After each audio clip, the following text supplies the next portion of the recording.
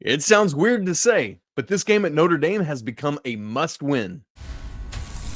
This is Tyler Hansbrough, and you're listening to Locked On Tar Heels. You are Locked On Tar Heels, your daily podcast on the UNC Tar Heels. Part of the Locked On Podcast Network, your team every day. Hey there, what's up? It's Friday, January 3rd, 2025. Welcome into the Locked On Tar Heels podcast, the only daily North Carolina show out there. I'm your host, Isaac Schade. You're joining me at the place to get your Tar Heels content every single day. It's all part of the Locked On Podcast Network. Thank you so much for making us your first listen or watch of the day. And I want to remind you, folks, that there is a special shout out to all you everydayers who are joining us. Welcome into all the Locked On Tar Heels insiders and, of course, our great Locked On Tar Heels Discord family as well. This episode is brought to you by FanDuel. The NFL playoffs are almost here, but it's not too late to get in on the regular season action with FanDuel. It's America's #1 sportsbook because right now new customers can get $250 in bonus bets if your first $5 bet wins. Visit FanDuel.com to get started.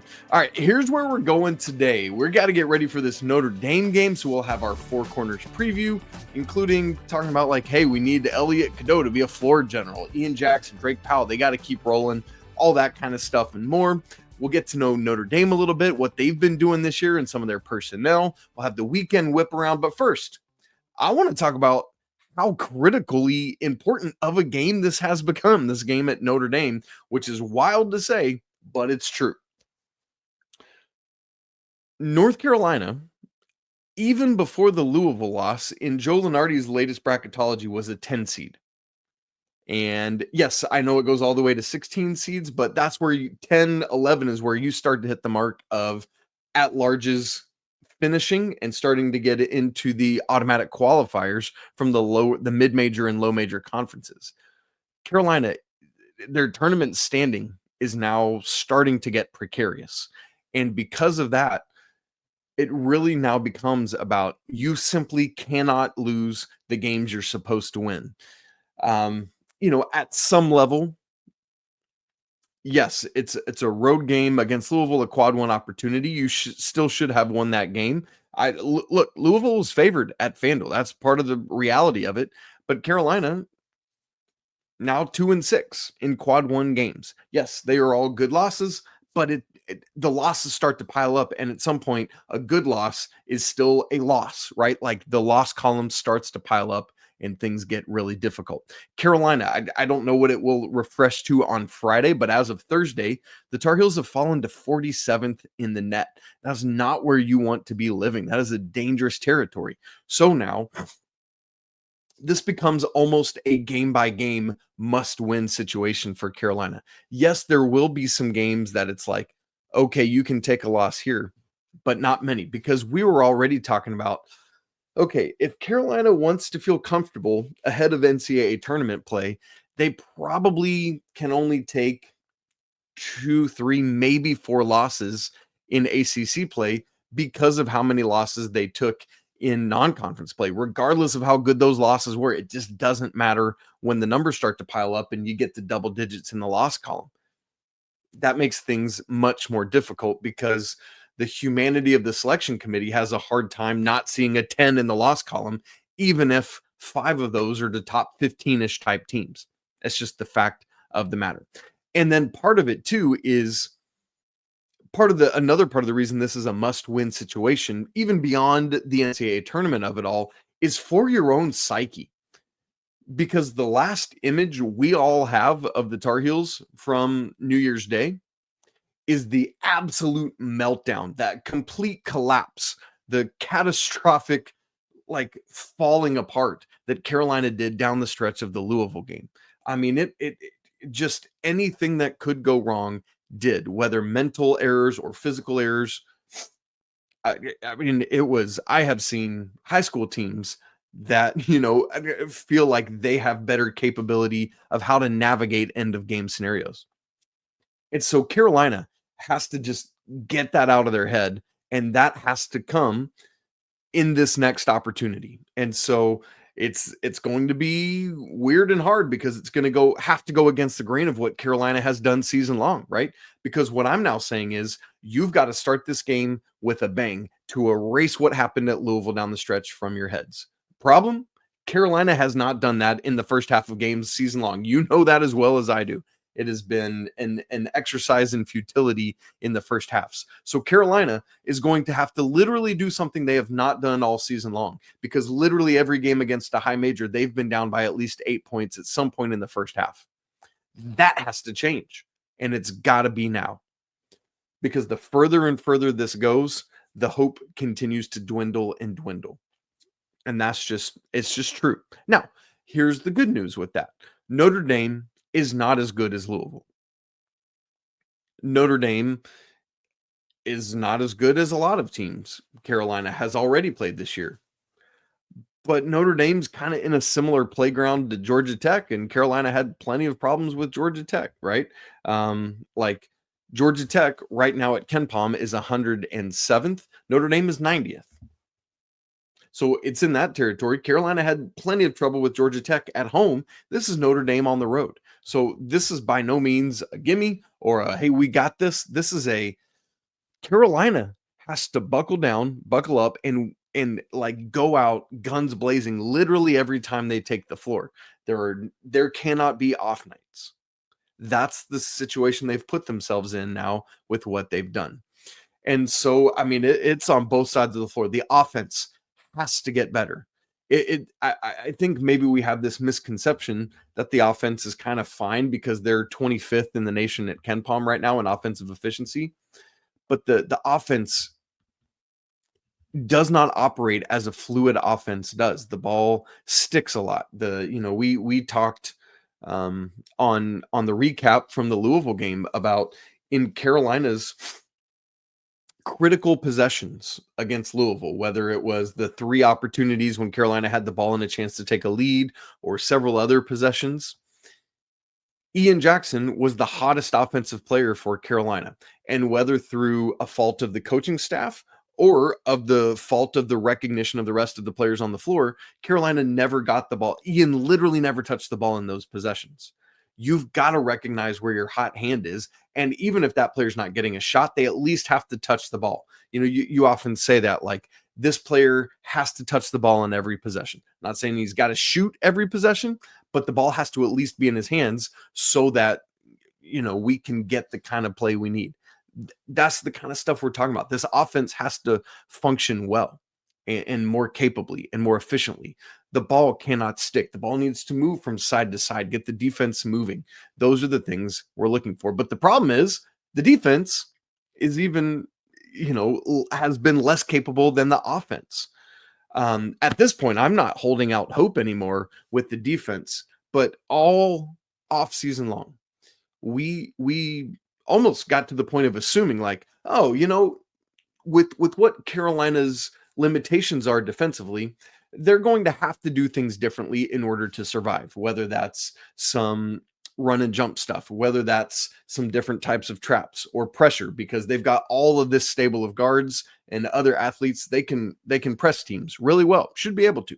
Or will we see some other zone looks or some just different things here and there just to keep the defense guessing or the offense guessing? To this point, Carolina has not done any of that. So at this point, I've kind of given up on that, because if you haven't rolled out those things now, when are you going to? You know what I mean? And so I'm going to keep saying it, though. In order for Carolina, for their defense to survive with the personnel they have, they've got to abandon or at least critically adjust what they've been doing in order for the defense to do the things it needs to do so that Carolina doesn't just simply have to outscore every opponent they play, because it's not a winning scenario or a winning combination for the Tar Heels. And part of it in this game too, as you start thinking about it, is I don't know anything about when we're going to get Seth Trimble back. Coach Davis was cagey about it yet again in his post-game conference at Louisville, was point blank asked a question about it in the post game and just very quickly shut it down. No, I don't know anything. Next question. And so I don't expect that we'll get, arguably our best individual defender back for this game. And that's going to hurt. And everyone else has to take a step up and has to learn, good grief, to communicate. All of this kind of thing is what we're looking for. All right. So there we go. There we have it. Must win opportunity. What's it going to take to get there? Well, Ian Jackson, Drake Powell have been really great lately, in particular the last 3 games. I want to see if they can keep it going. That and much more coming up in our Four Corners preview. Right after I tell you about FanDuel, the NFL playoffs, man, they are almost here, but it's not too late to get in on the action with FanDuel, America's #1 sportsbook, because there is 1 week still left in the regular season. Great opportunity for you to get in on it, because right now, new customers can finish the season strong with $250 in bonus bets if your first $5 bet wins. I love it at FanDuel, man. There's so many fun different ways to get a W. One of them is you can look at each conference and there are odds for who will be the regular season champion. As you would guess, based on how Carolina has been playing lately, they have fallen off quite a bit in this metric. Duke right now has the best odds to win the ACC at -330, followed by Clemson at +550, then Pitt at +1400, then Carolina at +1600, followed by SMU at +1900. That's who Carolina hosts next week. If you want to get in on any of this kind of action, do it all at FanDuel.com, where you have a chance to win $250 in bonus bets. Check it all out. FanDuel.com. Make every moment more with FanDuel. It's an official sportsbook partner of the NFL. All right, time for the Four Corners preview, and here's where I want to start with this conversation. Number one, can the 2 main freshmen, Ian Jackson and Drake Powell, continue on with their impressive 3-game stretch? And here's what I mean. Season long, Ian Jackson scores 13.9 points a game. The last 3, he has jumped that more than 10 points a game to 24.3. Now, that coincides with the last 2 games, him being inserted into the starting lineup, and the game before that, playing a bunch of minutes against UCLA as well. So, understandably, he's playing more minutes. He's going to score more because that's what he does, is score the basketball. But in that span, these past 3 games, Ian Jackson shooting 54.6% from the field and exactly 40% from 3. He's upped his rebounding average to 4.3 boards a game in the process. That is the Ian Jackson Carolina needs. You hate it because you kind of expect freshmen to have these valleys and peaks and moments in between as well. But with what Ian is doing relative to what the rest of his teammates aren't doing, and I know there are flaws in Ian Jackson's game. Hear me say that. He's a freshman. He's still learning. There's a lot of that. But Carolina has to have his offense continue to contribute at a major level. Now, secondly, it's not just Ian. Drake Powell has been doing it too. His season average is 6.6 points a game. In the past 3, that's jumped to 11.3. And in that span, he's shooting 66.7% from the field. He's shooting 50% from 3 and 87.5% from the free throw line. Obviously, smaller sample size than Ian because he's not shooting the ball as much, but still impressive numbers. I don't care about the smaller sample size. And his rebounding has come up to 4 rebounds a game each.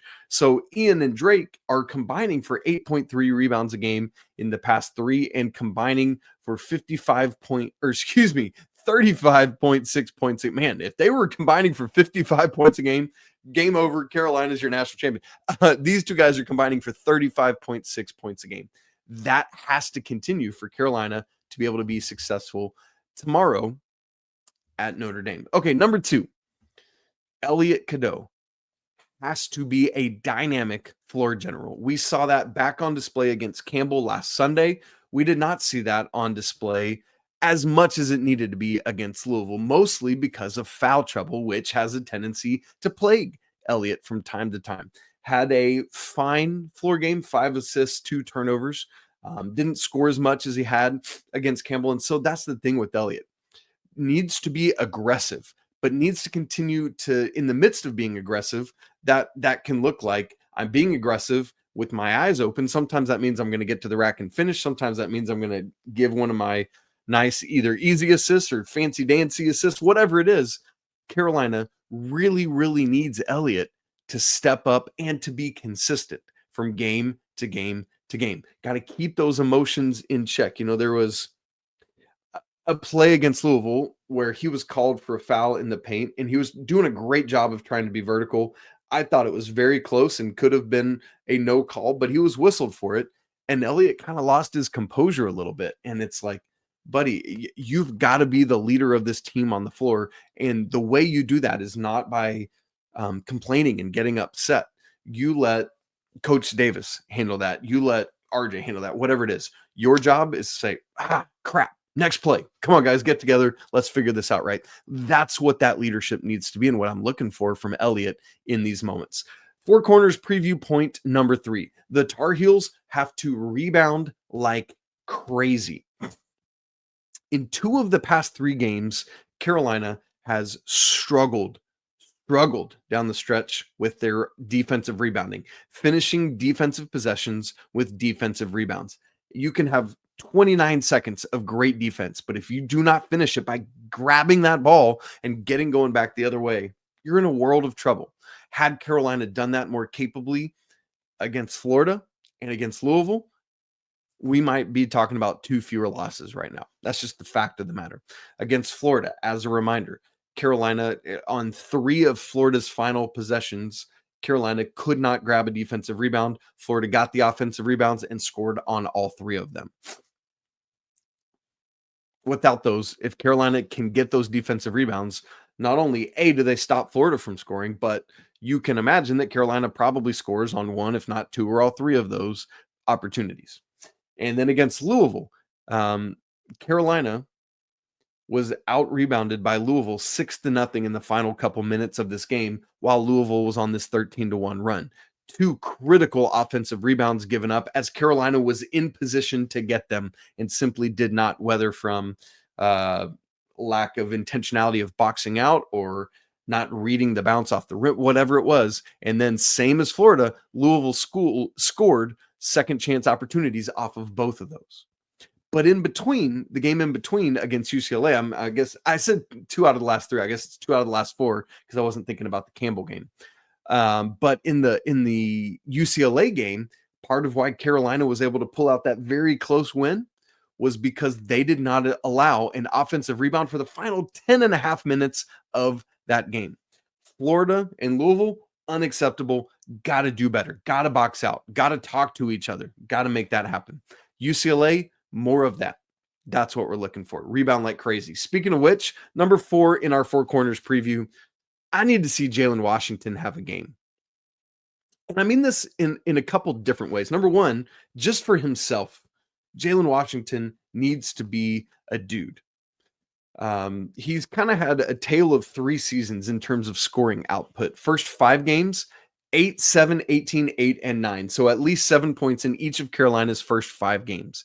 In the 5 games after that, 2, 0, 3, 2, 3. Never more than 3 points in those 5 games. And part of that is as he was getting relegated to coming off the bench instead of starting, but still earn your keep when you're in. But then in the last 4 games, 7, 3, 10, and 7. And so not the heights of those first 5 games, but kind of right in line with it from an average standpoint. And if Jae'lyn could simply contribute just slightly more than that, like 10 to 15 points a game, somewhere in that range, that's all. It doesn't have to be 20. Just double digits would be great. What's interesting is Carolina has been intentional to get the ball to him early in halves lately. Against Campbell, Jalen Washington scored the first basket in each half of the Campbell game. Against Louisville, he scored Carolina's first basket of the game. A very intentional opportunity to go inside to him. So it's kind of a 2-way street here. Jalen Washington, to be more specific, needs to make himself available in the post. Got to keep doing that work. But then the guards and wings have to get him the ball when they see the numbers and it's open, get that entry pass to him and let him go to work and then see what happens. But just give him opportunities. The other thing is, J-Wash is still yet to hit a 3-pointer this season. 0 of 7 this season, which is the exact same freshman year. 0 of 7 last year. It was 8 of 15 from 3. Very, very efficient from 3. And similarly, we talked a lot about, will his efficiency fall off as he starts to take more shots this year? And the answer has been yes, it would. I had pulled it up and I think I got away from, oh no, I know where I've got it. Jalen Washington right here. So last year, 70.1% from the field, 53.3%. Obviously a low sample size on the threes, but 53.3% from three, 70.1% on all field goals. This year, respectable, but down to 57.1% from the field and 0% from three. Has 0 of 7, as I just said. So obviously that has come down. I would like to see that percentage go back up. And part of that is, man, every now and again, we see these strong moments from Jay Wash where it's like, yes, attack the rim with vengeance in mind or whatever it is. And then in other moments, it's like that is completely gone. And it's just like, man, like, give me that strong Jay Wash game in, game out, time after time after time. But the second reason, I said there's 2 reasons I really want to see a game from Jay Wash is that this rotating door in the front court is simply not working. Nobody's getting enough minutes to establish themselves. And in the minutes they do get, nobody's establishing themselves. It's like this weird cyclical thing that just isn't working its way out. Jay Wash, as the guy with the highest ceiling, at some point, the pieces they need to click.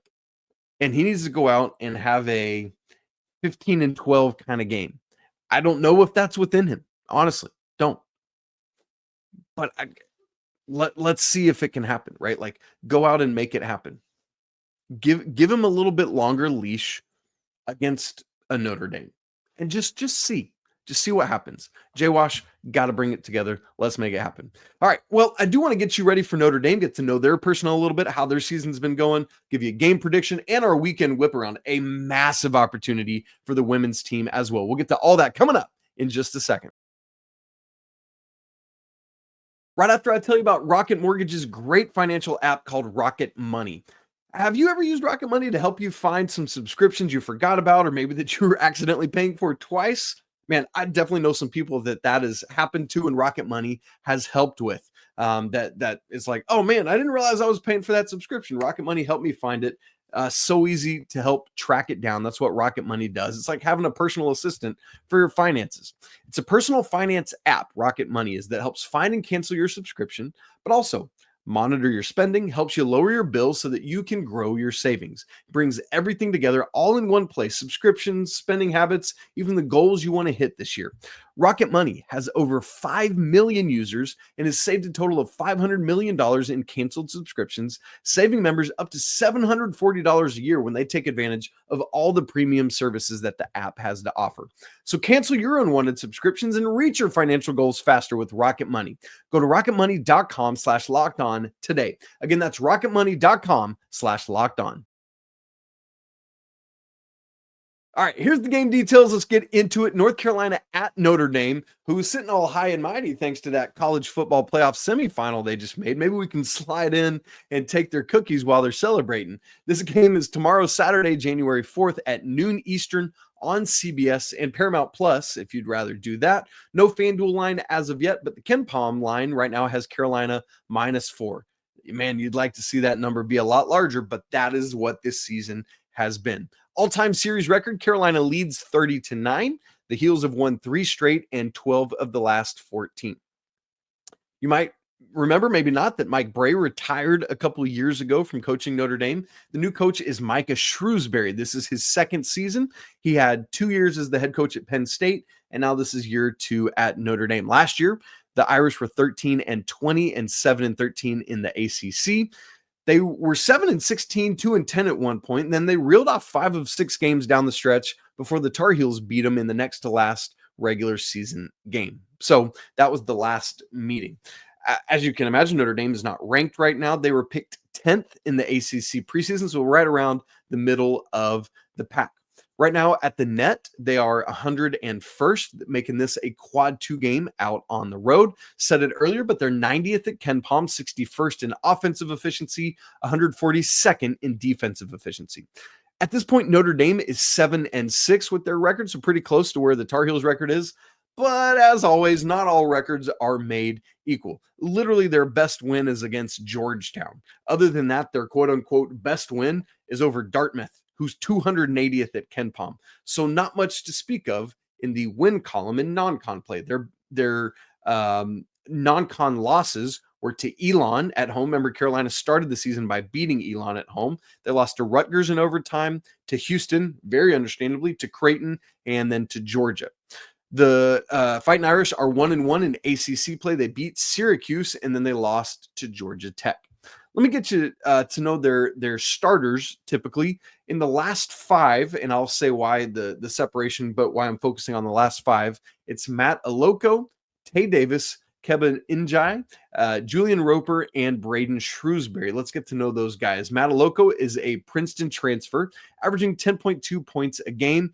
This dude is shooting 46.9% from 3 on 3.8 attempts a game. Translation, get a hand in this dude's eyeball. 4.3 boards a game, 3.8 assists. He's a 6'4" guard. So Alloco is somebody that could be very dangerous for the Tar Heels. Tae Davis is a 6'9" forward. He is Notre Dame's leading scorer right now. I'll say why I mean right. Well, yeah, why I mean right now here in a little bit. He's coming over from Seton Hall and is shooting 53.7% from the field. He's not great from deep, but has 5.7 rebounds a game. So 16.6 points, got to shut him down as well. That's going to be on the front court. Most likely that's going to be a Drake Powell assignment with Tae Davis is my guess there. Their big man is Kevin Njai, who's a 6'10" forward. This is his second year at Notre Dame, came over from Penn State with Coach Shrewsberry, 6.6 points, 5.8 boards. Then we get to Julian Roper, who's a 6'3" guard. This is his second year at Notre Dame, came over from Northwestern, not doing much statistically, 1.9 points a game, 2.6 rebounds. Despite starting, he only plays 16.8 minutes a game.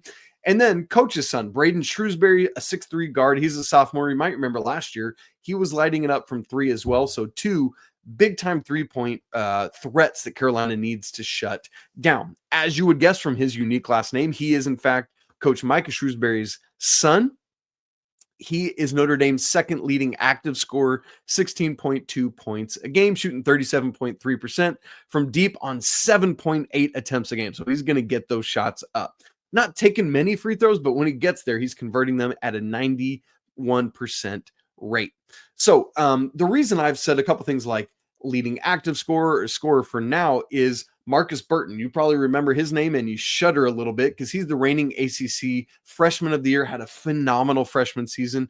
Unfortunately, back on November 26th against Rutgers, he got hurt, hasn't played since. There's no indication he'll play in this game, but I would imagine even if he does, it's a lower body injury, he would be on a minutes restriction and just slowly work his way back in. So I'm not looking to see much of him as well. As for Notre Dame as a team, there's not really any statistical areas where they stand out, either elite or awful. They're just kind of middling in most of what they do, if we're being honest. And so Carolina just needs to come out, play a solid game, not make mental mistakes, and do the things they need to do. So there is that. Prediction, I've got Carolina by 5 in this game. Give me 80-75. Tar Heels coming back to Chapel Hill with that win and getting up to 2-1 in ACC play. There you go. What's your prediction for this game? Maybe you don't have faith in the Tar Heels. Maybe you got a lot of faith that they'll bounce back. Would love to know. Let's get to the weekend whip around and then we'll get out of here. I mentioned the women's team has a critically massive game this weekend. They do. That is on Sunday at 1 p.m. Eastern on ESPN. They're hosting the number 3 Notre Dame Fighting Irish, interestingly enough. The women's version of the basketball team is wildly better than the men's team, and I'll tell you what I mean. The Carolina women are 13-2 overall, 1-1 in ACC play. Notre Dame 11-2 overall, 2-0 in ACC play. Their 2 losses are kind of outliers. They lost in the Cayman Islands Classic to 17th ranked at the time TCU and then Utah. Outside of that, though, listen to some of these wins. They beat Purdue 102-58. They beat third-ranked USC by 13. They beat fourth-ranked Texas by 31. And they beat second-ranked UConn, who beat Carolina by 11. Their 2 ACC games, they beat Syracuse by 31, and they beat Virginia by 41. This team is trouncing teams and knocking off top, like 3 of the top 4 teams in the I mean, it's crazy. And again, so though it's almost like what UConn's doing on the men's side. Those 2 losses in like Thanksgiving MTEs are basically outliers. Forget about those. What you need to see is what Notre Dame has done outside of that. It's crazy. Hannah Hidalgo is one of the best players in the entire nation. 26 points a game, 6.4 rebounds a game, 3.7 assists. She is the nation's leading stealer at 4.1 steals a game. I mean, that's crazy what she's doing there, shooting an absurd 44% from 3 on 5.5 attempts a game. Hannah Hidalgo can do literally everything. Carolina, known for their defense, is going to have to kick that into high gear. Notre Dame is so impressive in a ton of statistical categories. Listen to this. First in the nation in 3-point percentage, shooting 42.9% as a team. You're going to do that, and Hannah Hidalgo is leading the nation in steals and scoring 26. I mean, it's crazy. They're 7th in the nation in field goal percentage, 7th in points per game, 5th in total rebounds per game, 6th in blocks per game, 10th in assists per game. Notre Dame can do it all. But Carolina in Carmichael, why not? Go out and make this happen. Love it. Folks, make sure you're tracking with this game Sunday afternoon once you eat your Sunday lunch after you get home from church or whatever you're doing. Wrestling team, they are down in Chattanooga this weekend at the Southern Scuffle. Man, I love Chattanooga. It's a great place to be. That's going on Saturday and Sunday. And then swimming and diving, the UGA, University of Georgia Diving Invitational is going on starting today, Friday, and running through Sunday. On the flip side of Notre Dame, these Bulldogs are going to be bummed out because they just lost in the CFP. So they're going to be diving real good to make up for it. All right, gang, that's it for today's show. Thank you so much for getting in and joining me. If you haven't subscribed to the Locked On Tar Heels on YouTube, make sure you do that. Help us get to 10,000 subscribers in 3 years of the show. We're getting so close. We're within 500. Man, we got less than 2 months to go. Got to do it by the end of February. You can do this. Subscribe right now. If you haven't joined the Locked On Tar Heels Discord or Locked On Tar Heels Insider Program, the links for that are in the show notes. The Discord is free to join, and just a couple bucks a month, $5 a month for the Insiders Program to get all sorts of perks, free access to all my stats, charts, data, and direct access to communicate with me as well. By the way, I want to say after the game tomorrow, we will eventually have a live reaction postcast. However, I'm performing a wedding tomorrow, and like right after the game ends, and so I'm going to be tied up with that for a little bit, but probably late afternoon is when we'll go live. So just wanted to make sure you were aware of that now, so you're not twiddling your thumbs waiting on me to go live. Do other stuff, and then we'll get to it before Saturday is out. I promise we will make that happen. All right, gang, it's always a great day to be a Tar Heel. Let's get this win tomorrow. Good grief, let's make it happen. Ladies, go out and knock off Notre Dame as well on Sunday. How great would that be? We'll talk again tomorrow after the game, but until then, peace.